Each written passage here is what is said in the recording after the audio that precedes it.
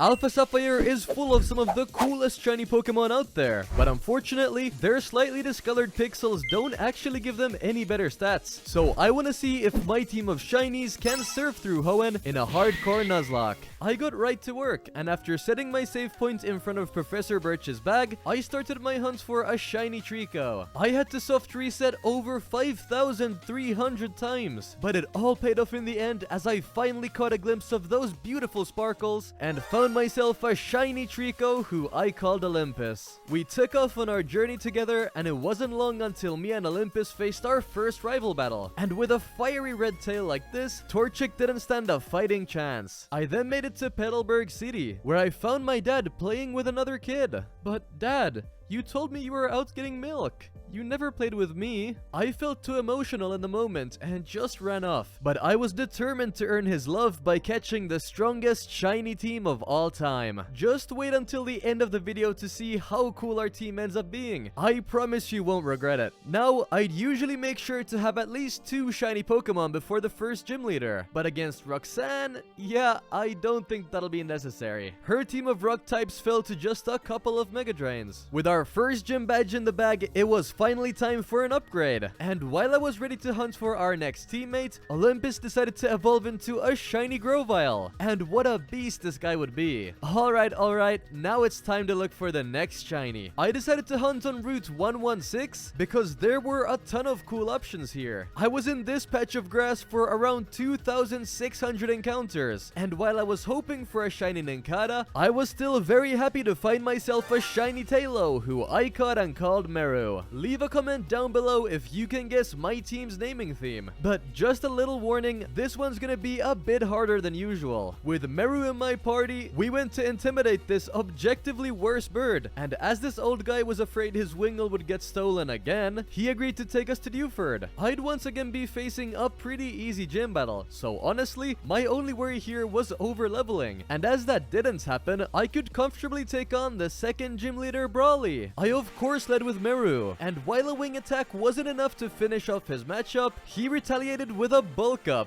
So yeah, bye-bye. Makuhita was gonna be a much bigger challenge though, because, who am I kidding, it's game over. With the second gym out the way, I decided to enter one of Steven's art classes. Well, I didn't pay too much attention, but it's not like this will have anything to do with this run, right? While things had looked great so far, this is where things started taking a turn for the worse. My next stop was Slateport, and after bullying a bunch of other birds, karma finally struck me. I made my way to the Ocean Museum, and while I completely forgot Meru was first up in my party, I didn't think much of it while this grunt challenged us to a battle. But this was a big mistake, because the bird gods had clearly had enough of my torment, and Meru was smited down with a single assurance. I literally have no idea how that happened. Rest in peace, Meru. I was eventually able to take down the grunt, but not without having to say goodbye to Meru. I knew I had to make some changes to make sure that would never happen again. So I made my way to this bridge and was determined to stay on it until I had another shiny in my party. And well, I did have to go to sleep eventually, but on my second day of searching, after over 7,100 encounters, I stumbled upon a shiny Electrike and welcomed her to my party with open arms. I called her Denali and was super happy to finally have another teammate to keep Olympus some company. Now, while the power of friendship is nice and all, it really isn't gonna help me face May. Her team is actually really strong at this point, and I would need a lot more help to even stand a chance at facing her. And, well, the only place for me to realistically find some help was back in Granite Cave. So after taking the next express ferry to Dewford, I locked back in and started moving left and right again for the next many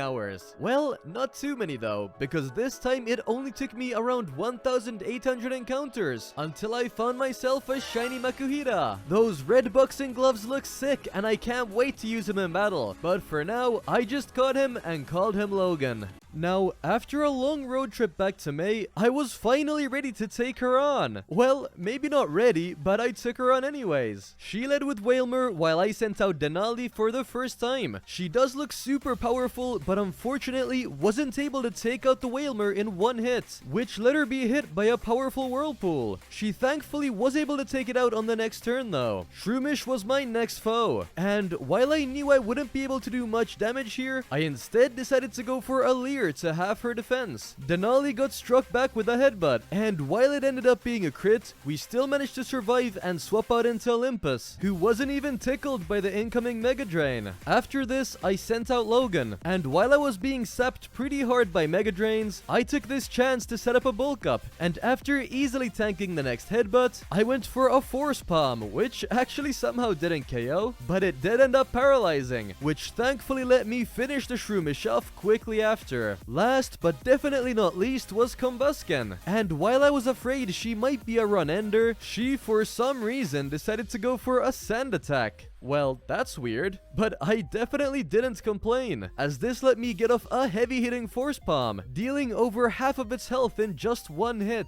On the second turn, Combusken went for another sand attack, and while I was happy thinking this battle was over, this time I actually missed my shot, and now I was in trouble. On the next turn, Combusken hit me with a Flame Charge, leaving Logan on just a sliver of health, but thankfully our hits connected right after, and we were able to take out our rival. While things were looking decent, I encountered yet another issue. I had safely made it to Mauville City, but each of my Pokemon were already at the current level cap. And while over-leveling them wouldn't be the end of this run, it would certainly make the next battle a lot harder. Well, I tried avoiding as many trainers as I could, and only took on the challengers I was forced to. And while this was looking promising, on literally the last gym trainer, there was nothing I could do, and unfortunately over-leveled Denali. And actually, not only this, but it looked like she was also gonna get KO'd to Voltorb's increasingly more powerful rollout. But thankfully, it missed, letting me barely get the edge here and win the battle. Since Denali was overleveled, the next gym battle would be a 2v3, but my team is way stronger than Watson's, so this will be a walk in the park, right? Well, let's find out. I led with Logan here and started off with a fake out on Watson's Magnemite, not to do any real damage, but just to break it sturdy. This let me easily get off the KO on the next turn. I was a little more worried of Voltorb though, so I switched out into Olympus to easily tank the Volt Switch, and as a result, out came Magneton. I wouldn't be able to do much damage here, but neither would Watson, so I started spamming Mega Drains on the Magneton. It retaliated with a Supersonic, which was really annoying, but not too much of a problem. I got off yet another Mega Drain on the next turn, after which I got hit by a Magnet Bomb, which did some decent damage. We repeated this cycle one more time, but at this point Olympus was getting pretty low, so I was forced to swap out into Logan, but he tanked the Magnet Bomb like a champ. Magneton went for yet another Supersonic on the next turn, but I got super lucky yet again, as I was able to strike right through it and get the KO with a single Force Palm. Last up was Voltorb, who was back for more, and while it was barely able to survive a Force Palm, Watson healed it up on the next turn with a Super Potion, and Logan ended up hitting himself in confusion. Well, I still really wasn't worried, and just a couple Force Palms later, I was able to earn my third gym badge. My journey then took me north of Mauville, where after enjoying this beautiful scenery, it wasn't long until I found myself in this winter wonderland. Oh wow, there's so much snow. Let me try and catch some with my tongue. Yeah, that wasn't snow. Well, next up was a bunch of plot building. But that's not what we're here for now, is it? What is important to know though is that this is when Logan evolved into this beast of a shiny Hariyama. And just check this guy out in battle. Archie did not stand a chance here. I then made it to Lava Ridge Town, where I decided that I deserved a little break from all this hard work. Wait, what am I doing? There's a ton of shiny Pokemon I still need to catch. Let's keep it up. I made my way into the 4th gym, where I was confident Logan could absolutely sweep. But before I even made it to the gym leader, Denali hit me with a surprise evolution. And just like that, she had evolved into this awesome shiny Manectric. And with some serious improvements like these, I felt confident taking on Flannery. Flannery sent out Slugma, while I sent out Denali. I went for a Spark to do some serious damage, but Slugma was able to tank the hit on a sliver of health. And while she did get paralyzed, she was still able to set up Sunny Day. Now, finishing the Slugma was not an issue at all, but just as I was able to take it out, her Flame Body ability activated, leaving Denali burned and forcing me to swap out when facing Numel. Well, Logan was the mon for the job, and I got really lucky, as when I sent him out, Numel just decided to go for an amnesia. I tried to counteract this by setting up with a bulk up, and even though she got off a lava plume right after, it really didn't do much damage at all, and I was able to one-hit KO it on the next turn. Last up was Flannery's Torkoal, and while I was slightly worried about an overheat, not only did my first hit take out over half of her health, but it also left her paralyzed. And look, I don't know what she was thinking, but her retaliation was literally a sunny day. Yeah, you can probably guess how this one ended. We've already earned half of Hoenn's gym badges, but there was just one thing I still hadn't achieved, and that was my father's approval. So while I logically should have hunted for my next shiny Pokemon here, I had other things on my mind. I stormed the 5th gym, bashing through each and every trainer, ready to show my dad what he's been missing out on. But as I entered the room, I was met with my worst nightmare. Hey Billy, should we go out for ice cream? But why did we never get ice cream together, Dad? I had had enough and took him on without hesitation. I was not gonna show any mercy. I led with Logan while I was faced with my dad slacking. I got hit by a yawn, and in retaliation, I slapped slacking with a heavy-hitting force palm. And I was yet again really lucky, as I was able to leave it paralyzed. Due to his Truant ability leaving him immobilized for the next turn, I took the chance to swap out into Denali. This let me swiftly take it out with a discharge on the next turn. Vigoroth was my next foe, and I think I need to buy myself a lottery ticket, because my discharge left Vigoroth paralyzed too. And while he did manage to get off a move, it really wasn't a very smart play, as he chose to go for an Encore. Maybe you should stick to playing with Billy instead of being a gym leader, you absolute doofus. Last up was his level 30 slacking, and this guy means business. There was a chance that his chip away could one-shot Denali, but I couldn't risk swapping out here and losing anybody else, so I crossed my fingers as I went for a discharge, and to my surprise, he ended up going for a Swagger. I was thrilled with how this battle had turned out, as I got a free swap out into Logan. I loaded up one last force palm, but was hit by a Swagger, and if I hit myself in confusion here, this battle would be over, but I thankfully was able to get off my hits and earn us the 5th gym badge.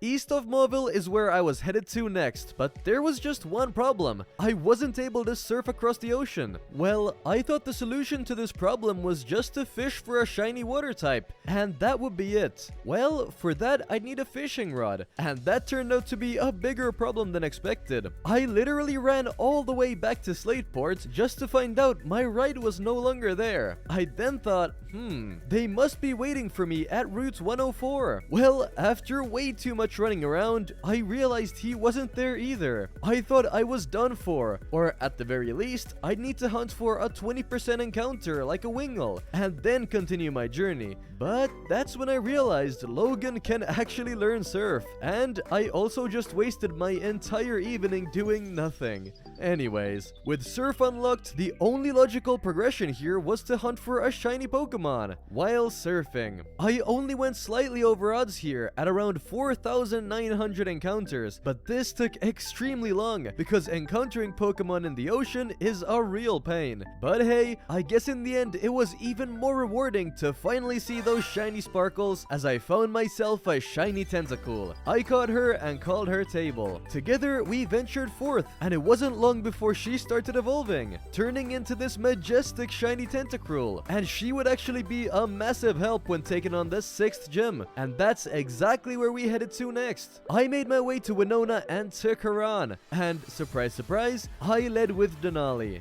First up was her Swellow, and although she got off a quick attack, it barely did any damage, and I was able to KO it with a single discharge. Her Altaria was a real issue though, and that's because of Earthquake, but I wasn't too worried, as I just sent out Olympus, who tanked the hit like a champ. I then once again swapped out, but this time into Table, and not only does she look awesome, but she played a key role in this battle, as I was able to get off an Acid Spray, which lowered Altaria's special defense by 2 stages. In retaliation though, I got hit by an Earthquake, which did exactly half of Table's health. This forced me to swap out, once again into Olympus initially, but into Denali next, and just as I wished, Altaria fell to a single discharge, and at this point, the battle was already over. Pelipper tried stalling with a protect, but it would only last for so long, as a discharge would eventually dissipate it, and Skarmory, well, it faced the exact same fate. And that's the story of how we earned our 6th gym badge. While we had just caught a new teammate recently, I really had the itch to hunt for another shiny Pokemon, and to keep myself from going insane, I wanted to watch one of my favorite shows of all time, The Office. But there was just one problem: it's region locked. Or well, it used to be, until I found a solution, which is in this video's sponsor, Surfshark. Surfshark is an easy to use VPN with which you can connect to any location you want and enjoy shows from all around the world, which makes my shiny hunting journey a whole lot more enjoyable. We all know that VPNs help secure your data and keep your private information safe online, but what I especially love about Surfshark is that it saves me a lot of money. I recently booked a trip to Japan, and thanks to Surfshark, I was able to take advantage of price discrimination and save tons of money on my flights and accommodation. Not only is Surfshark offering a 30-day money-back guarantee, but if you sign up right now via my link, surfshark.com/DarkraiTV, not only do you get the best Surfshark price possible, you get an entire 4 months of subscription for free. Make sure to click my link in the description and sign up for Surfshark today. I eventually found myself at Mount Pyre and decided that this would be the perfect place to start my next shiny hunt, and so it began. It took me over 4,000 encounters and too many episodes of The Office watched, but eventually I lucked out and found myself a shiny Shuppet.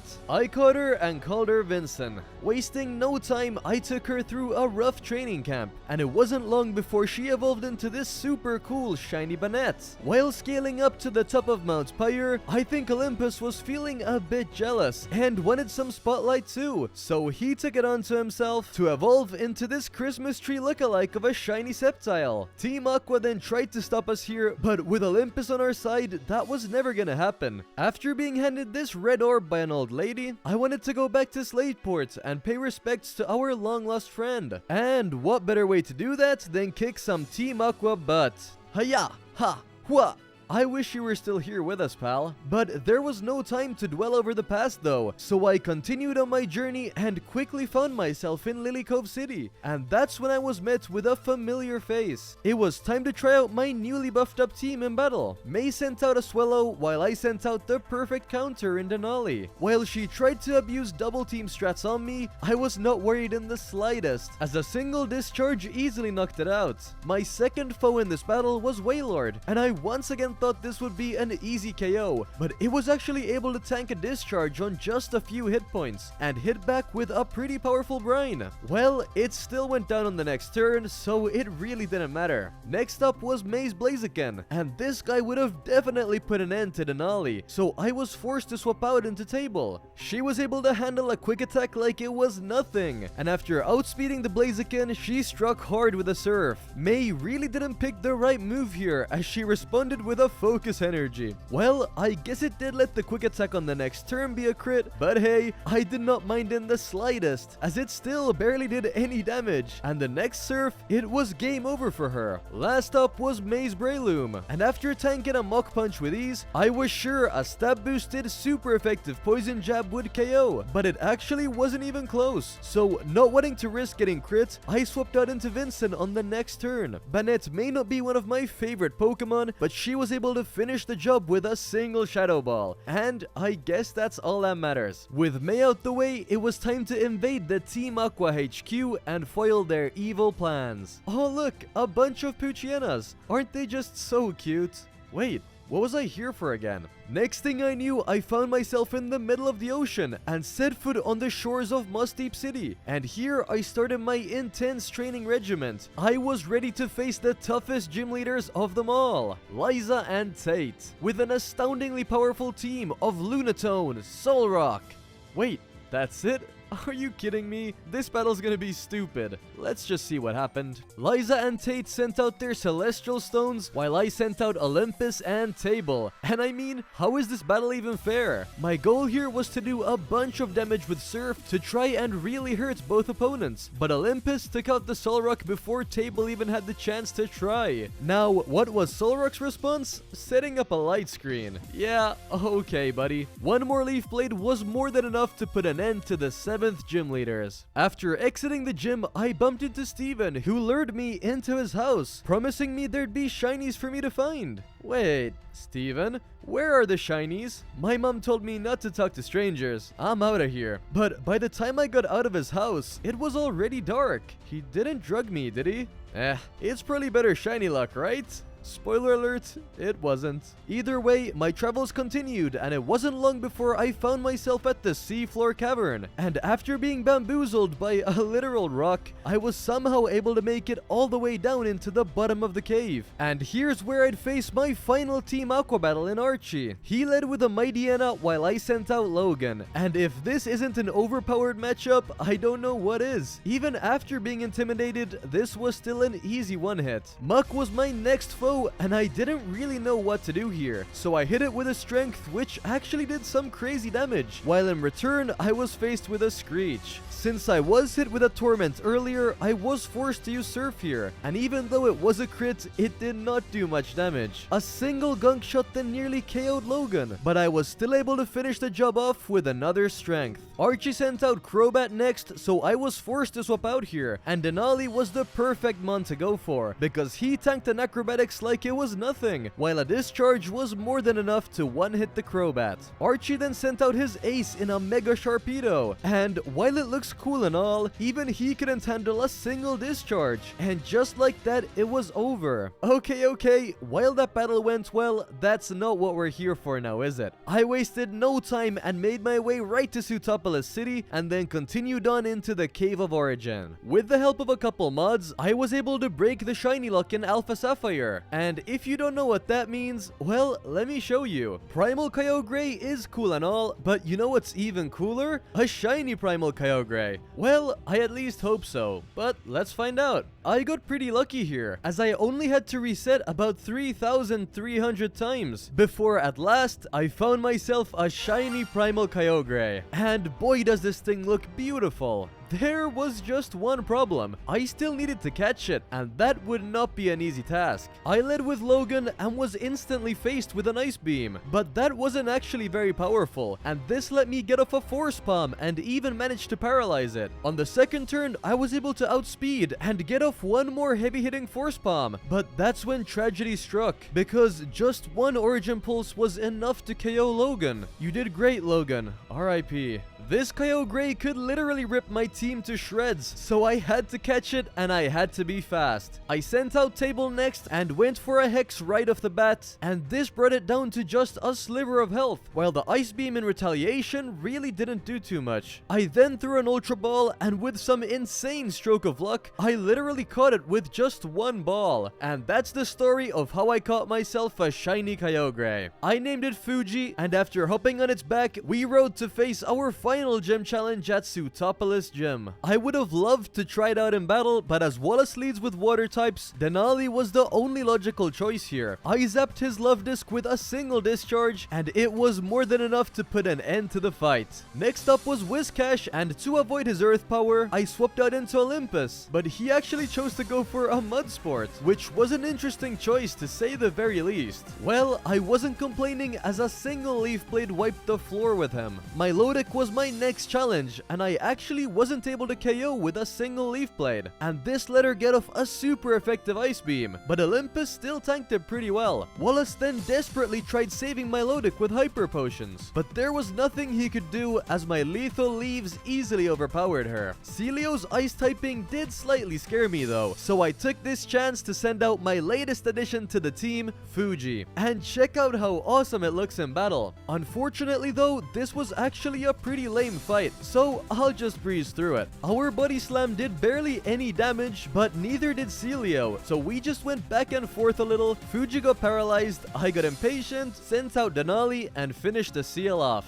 Last, and most definitely the very least, was Seeking. While it did manage to live on literally 1 health, its retaliation was an Aqua ring. So yeah, that's how we earned our 8th and final gym badge. Now, as you may realize, the only challenge left to face is the Elite Four, but we only have 5 party members, and that math just doesn't add up. I made my way to Evergrande City, and after taking just 1 step into Victory Road, I started my very last shiny hunt, and this one was absolutely crazy. I was in this cave for way too long. It took me over 11,900 encounters until I finally struck gold and found myself a shiny Lairon. I caught him and called him Vesuvius. Together, we conquered Victory Road, and it wasn't long until he started evolving, turning into this absolute monster of a shiny Aggron. And with a team like this, I don't even know how Wally had the guts to face me. But hey, here's what happened. He sent out Altaria while I led with Fuji, and I'm sure it won't be a surprise to see it was an easy one-hit. Roselia was up next, and another Ice Beam was more than enough to be the finisher here too. Even Magneton's super effective electric typing didn't scare me, and I hit it with a Body Slam, which inevitably didn't do a lot of damage, but this got rid of its sturdy. And while Magneton's tri-attack wasn't really powerful, on the next turn I went for the finisher with Surf. Wally sent out a Delcatty next, which was honestly really cute, but I didn't let that stop me and still crushed it with a single Surf. Last up was actually a formidable opponent in Wally's Mega Gallade. My Surf wasn't able to KO, but still did over half his health, while in return I was hit with a Slash, which did not worry me at all. The next Surf was more than enough to end this battle off and lead me to the gates of the Pokemon League. I feel like I usually prepare for the Elite Four extremely well, but with a team like this, I felt confident just going for it. But that was not the right choice. Anyways, here's how it went. My first foe was the Dark type leader Sydney. He led with Mightyena while I sent out Olympus. I completely forgot about Intimidate here, because as I hit him with an X-Scissor, it only did half his health, and in return, Olympus was left confused after a Swagger. It would not have been a smart idea to stay in here, so I swapped out into Denali and KO'd the Mightyena with a Volt Switch, and swapped right back into Olympus. Alright, here we go. Absol came out next, and a super effective X-Scissor was enough for the one hit. There was no way Sharpedo was gonna be tanking a stab-boosted Leaf Blade either, so he fell to a single hit too. And Shiftry, well, he can try stalling with a Fake Out all he wants, but a quite effective X-Scissor will always be the end of him. Cacturne had literally the exact same ending, and wait, it's already over? Huh. Not bad. My second foe in the Pokemon League was Phoebe and her party of ghost types. And while she led with Dusclops, I thought this would be the perfect chance to try out Vincent in battle. I went for a Shadow Ball and absolutely obliterated him in one hit. Next up was Sableye, and while my Shadow Ball did some good damage and even lowered his special defense, he retaliated with a foul play, and literally just a single hit was enough to put an end to Vincent's journey. Gone way too soon. I knew I had to take my revenge here, so I sent out Fuji and KO'd the Sableye with a Surf. Next up was one of the most underrated Pokemon of all time, Dusknoir. And while I spent my turn setting up with a Calm Mind, Dusknoir tried going for a Thunder Punch, but it was super underwhelming, and I took it out on the next turn. Now, while I had already set up on the previous turn, this battle really wasn't a worry for me. Banette fell to a single Surf, and Banette number 2, or well, number 3 if you count Vincent, fell to a Surf too. 2 down, 2 to go. My third battle was against Glacia, and while she led with Glalie, I actually sent out Denali and hit the Glalie with a Flamethrower, which insta-KO'd it. I tried my luck against Frostlass too, and it was yet again a one-hit. And the other Frostlass? Well, take a wild guess what happened here. While Walrein could be dangerous to a fire type trying to sweep ice types, Denali was the perfect mon for the occasion, as a discharge was so close to being a one-hit. But while it didn't KO, it left him paralyzed and unable to move. Glacia then tried to save him with a full restore, but that never really works, and a couple discharges later, I was able to KO it. Last but not least was another Glalie. Wow, how original. Well, I guess it's symbolic that this battle would start with a flamethrower and end with one too. Last but not least was the dragon type wielder Drake. And for like the 100th time in this run, my opponent sends out an Altaria, and its fate would be no different to the previous ones, as an ice beam easily finishes it off. Flygon shares the same type weakness, and a quite effective ice beam is always gonna KO. And what about Salamence? Another ice beam. This guy really needs a more diverse team. I mean, another Flygon? Are you serious? This guy would not survive a day in Finland. Last up was Kingdra, and while I wouldn't be able to do much damage, my Body Slam actually ended up paralyzing. And while Fuji fell asleep to yawn after the next turn, there wasn't much Kingdra could do either. After a bunch of Body Slams, Dragon Pulses, and full restores, the battle eventually came to an end at the expense of Kingdra's life. And that was the story of how we beat the Elite Four. Well, what about the champion, you must be wondering? Well, let's find out. It was finally time to face Steven, and while he led with Skarmory, my mon of choice was Denali. I hit him with a discharge, and while it would have been an easy one hit, he unfortunately has 30, and this let him survive and set up spikes. The next hit was more than enough to KO though. Aggron was up next, so to play it safe, I went for a Volt Switch to swap into Olympus, and on the next turn, I easily put an end to him with an Earthquake. Kraidili was my next foe, and while I thought I could do some decent damage with a Leaf Blade, even a crit wasn't enough to really hurt it. So after getting hit with a Confuse Ray, I chose to swap out into Vesuvius, who was immune to the incoming Sludge Bomb. This let me take my time and absolutely blast away at the Kraidili with an Iron Tail. Claydol was my next foe, and its Earth Power would really hurt, so I swapped out into Olympus for safety, and this was definitely the right choice, as he tanked the hit like a champ. On the next turn, I went for a Leaf Blade, and while it wasn't enough to KO, Claydol's response was a Light Screen. That definitely isn't saving you, pal. One more Leaf Blade was always gonna be the end of it. Armaldo was next up, so I sent Vesuvius back out to tank the incoming X-Scissor. But while I tried to take it out with an Iron Tail, I actually missed. But it wasn't a big deal at all, as his X-Scissors basically only tickled. And after hitting the next shot and lowering its defense, no amount of full restores were ever gonna save it. And last up, we have Steven's Mega Metagross, and this guy actually put up a fight. I knew I wouldn't be able to KO it here, but I did what I could and hit it with a Rock Tomb to lower its speed. And while I somehow lived through a Meteor Mash on 3 health, even after dropping down its speed, there was nothing I could do against a Bullet Punch, and unfortunately, down went Vesuvius. Good work out there, you did great. Maybe I'm being naive here, but I sent out Denali, and was hoping that a Flamethrower could easily destroy it. But unfortunately, it just wasn't enough. Although it did a ton of damage, this was the end of the road for Denali too, as a Giga Impact swiftly put an end to her run. Thanks for everything, pal. There was no way I was gonna let that slide though, so I sent out the big guns in Fuji, and after just one surf, this battle was over, and we were able to become champions of Hoenn using only shiny Pokemon. Thanks so much for watching, guys, and make sure to leave a comment on what challenge I should do next. See ya!